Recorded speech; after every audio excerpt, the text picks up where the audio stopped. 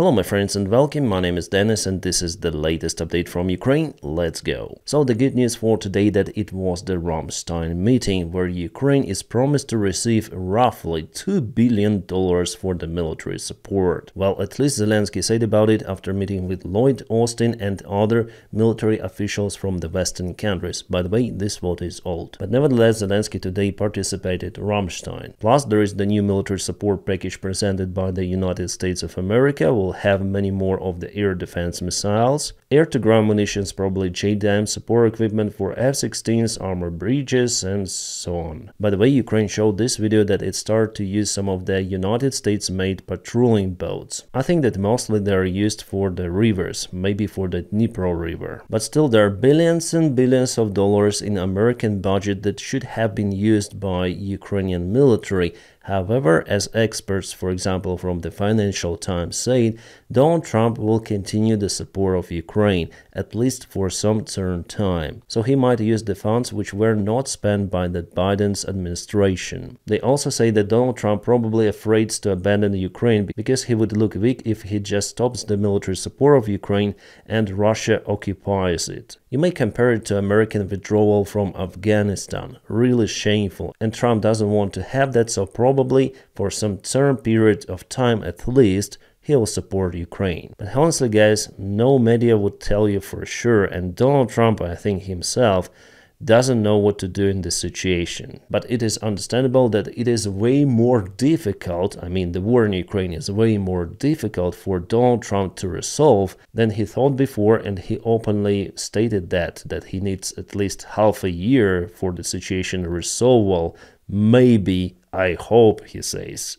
Unfortunately, the only politician who might stop this war is Putin. Yes, he started this war, he has more resources compared to Ukraine, and the only way for him is to withdraw the forces from Ukrainian territory. That's how he might bring actually peace. But he wouldn't do it because he wants to occupy the vast territories of Ukraine, and he wants to put his own puppet government to rule Ukraine. And he says that the situation on the front lines is not profitable for the Ukrainian army, so he has the capabilities to take the ground and even advance in the Kursk region. You might say that for the last 24 hours Russia gained more ground and Kruglenka is fully taken under their control and they continue to advance further. So probably Russians knew about the Ukrainian offensive operation which Ukraine started towards Berdy, and Russians hit Ukraine from the other direction. So I think that the information about the Ukrainian offensive leaked to the Russian side. First of all, this attack was not a surprise for the Russian army, they were ready for it, and for this reason the Ukrainian army gained just some certain ground but failed to get to Berdy. Well, there was some fight, but this settlement still belongs to Russia. And you know what? The deep state military map also confirms the advancement of the Russian army. As you can see, it's even more severe for Ukraine compared to Michael 73 analytic. And unfortunately, guys, Ukraine lost lots of the ground in the Kursk region, and I predict that this winter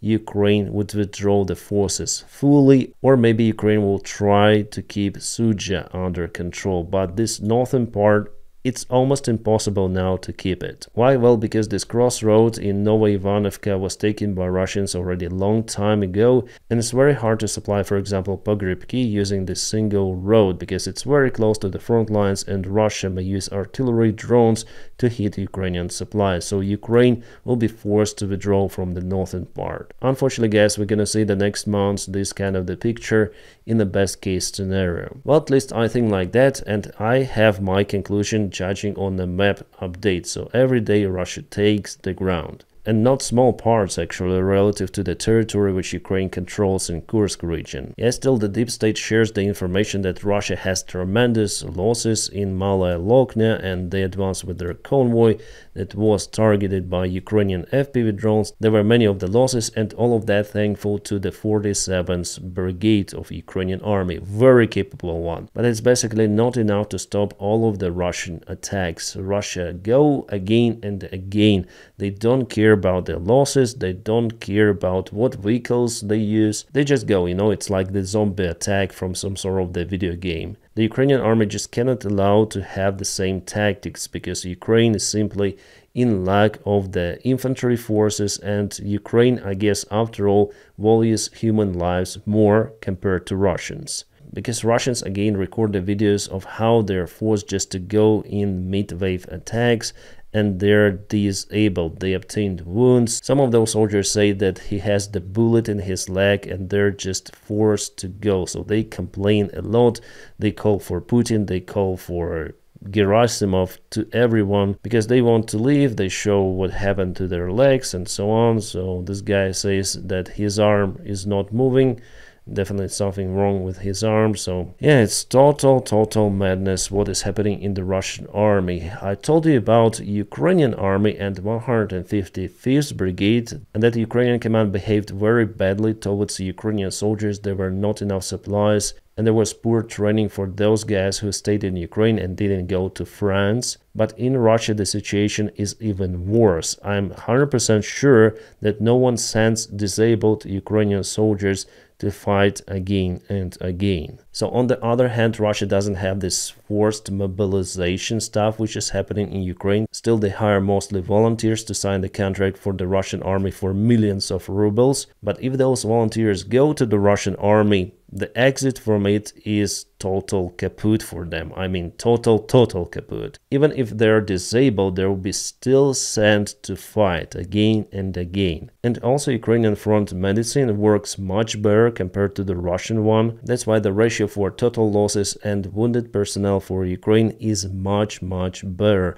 But for Russia, it's crazy worse. One more Russian liberator liberates the lands, as they say, Russian land, showing just devastation on the camera. It's the face of Russia, so they call us Nazis, but they liberate the land by totally destroying it. Just look, this is the same guy who was filming this video. So they liberated this town. It's the ghost town, just a ghost town. There's nothing left. Buildings just kaboomed, vandalized, looted later on. So it's crazy. And this is the Russian-speaking town. All of the Donbass speaks Russian. This is how Russia takes care about those Russian speakers in Ukraine. Mariupol, Bakhmut, Avdiivka, all of those cities were Russian speakers. I think that Putin is crazy madman who has no logic at all. He just wants dvizhuha, this some sort of the action. And yes, according to the latest update, Maiko 73 confirms the huge assault of the Russian army in the Kursk region. So guys, unfortunately expect that those villages on the north will fall very soon, and Russia may cut this entire place. Guys, I am saying you the things as they are, judging on the picture. I am not making the things up, no, I just provide my own analysis based on the experience for almost 3 years of reviewing this war. For now, Russia has initiatives, and I already told you my attitude towards the Kursk operation. I'm not pessimistic, I'm just telling you the news and the possible future outcomes.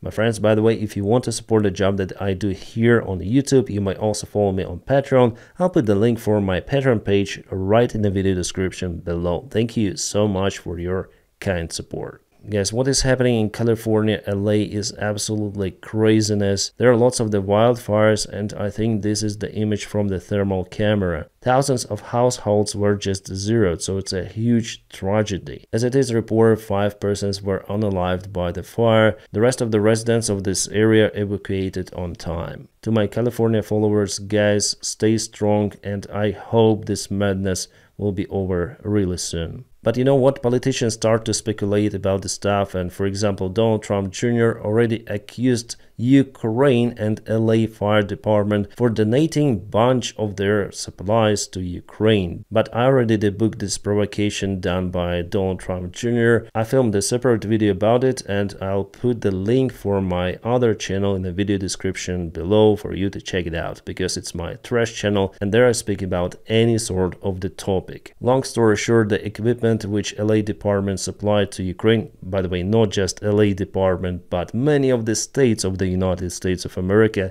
roughly 10. So all of that were supplied in March 2022. Then Putin started the war against Ukraine, and the equipment supplied was the used one. So the LA Fire Department and the rest of the departments, they should have obtained the new equipment. There were no any fire trucks supplied or something sophisticated. No, just helmets, hoses and uniform. But for Donald Trump, no, it's all about Ukraine. Ukraine is guilty. We cannot eliminate the fire because of the Ukraine. And by the way, Elon Musk also supported his statement. So yeah, politicians play their dirty games, and unfortunately for Ukraine, the next 4 years could be kind of strange. And yeah, this is the thumbnail of the video on my other channel. Alright, there was the Ukrainian drone strike today in Kursk and Belgorod regions, and also Ukraine fired Storm Shadow cruise missiles towards Crimea. About Crimea, it is hard to get the information of what was kaputted there, or maybe the Russian air defense worked as they say it worked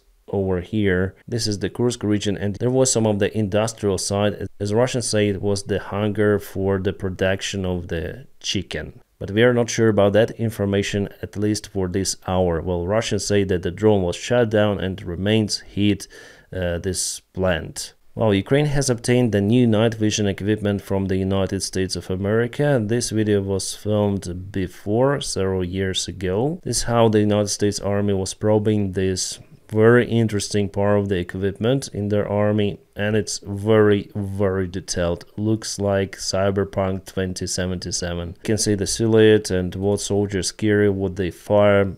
Awesome. The equipment is called ENVG-Bravo, and this tool will be not everywhere in Ukrainian army, but for the special operations Ukraine will use it. Bloomberg reports that the possible defeat of Ukraine would cost the United States economy more, much more, like hundreds of billions of dollars. Almost $1 trillion, they say, because in that case, the United States would have to spend lots of the funds to reinforce their partners and themselves. Because Russia would present a threat to the other countries, and they will use Ukrainian resources as well. So from any sort of the perspective, it is better and profitable to support Ukraine now. Right, Zelensky said that North Korea lost roughly 4,000 soldiers during the Kursk operation. Well, I think that those numbers are a little over-exaggerated. And yeah, it's been confirmed that North Koreans are there fighting against Ukraine in Kursk. It was confirmed even by intelligence of many of the countries, including United States. But still, the participation of North Korea at this stage of war, at least at this stage, is not that significant. And you know, I monitored the videos from the drones and the situation on the front line. I would say that in their worst case, they lost roughly 2,000 soldiers. 4,000, I think it's too much for the videos which were presented and for the front lines that didn't move that much before, but now they move. And Zelensky said that North Korea will be able to send more of the soldiers, like thousands of those. A senior Iranian general accused Russia for not helping Iran in the Middle East and the inability of Russia to protect Bashar Assad's regime. So this Iranian general said that Russia bombed wastelands in Syria, not Assad's opponents. The name of the general is Beiruz Esbati, and he was speaking about it openly in mosque in Tehran the last week. He said that Iran suffered defeat in Syria, I think Russia too. He also said that Iran will continue to operate in Syria and will try to form a resistance cell, so basically terror cells. I think that Iranian General Esbati knows what he is saying about, because he was leading Iranians' operation in Syria. He was the leading general. He also coordinated his efforts with Syrian military and Russian generals. And I think I know why Russia bombed wastelands and not the rebel forces. Because, you know, Turkey supported those rebels. And also it was understandable that Russia couldn't do anything even if they bombed those forces. It was definitely a defeat of Iran and Russia. Now the question goes for the Russian military bases, because they're still there, even though part of the equipment was evacuated and evacuation operation still continues. Alright guys, and now let's go back to the front line. I think that there are some of the changes. Yeah, I already see them. So the day before yesterday and today we have two of the updates. Russians moved over here, so yeah, quite a lot I would say. In Krakow direction they also moved, occupying the rest of this area, industrial part, and soon there is gonna be the fight for Dachna. And after all, they will take this pocket and continue to move forward. And what is more concerning, that Russia continued the movement towards this crossroads, so yeah, they moved. I would say they already cut it, because the distance from the crossroad towards the gray zone is 2 kilometers with something. It's nothing. So mortars, artillery, and first of all FPV drones may strike Ukrainian supplies. This road is no-go for robust supplies of Ukrainian army, and obviously it complicates Ukrainian logistics, and because of that Russia has the chance to advance even faster. So this road definitely was critical for Ukraine, and now I would say it's already cut. In a modern-day war environment, you don't need to step your feet on the road to control it. No, you can do it remotely by drones. So Ukraine will continue to supply Pokrovsk using this road for now, but also it's kind of tricky. And you know, it could be done just from the Kharkiv region. So it's actually crazy with those roads, because here's the big road, and here via Pavlograd to Pokrovsk, there is the road that was going like this. And here, nothing really, no big roads, just some of the country roads. Yeah, it's usually like big problem for Ukraine. You have many of the lands, you have some of the settlements, but roads simply not enough. Like, I'm serious, if we zoom in here, you'll see just secondary roads. Those are not the main ones, and sometimes even without the war they're damaged by time. Now let's go to Torets, because there was also an update. So yeah, Russia moved again. And the other hotspot, which is also kind of worrying, is happening not far away from Kupiansk. Here Russia advanced towards Zapadne. So yesterday, yeah, they moved simultaneously into 2 of the directions, and they crossed the river.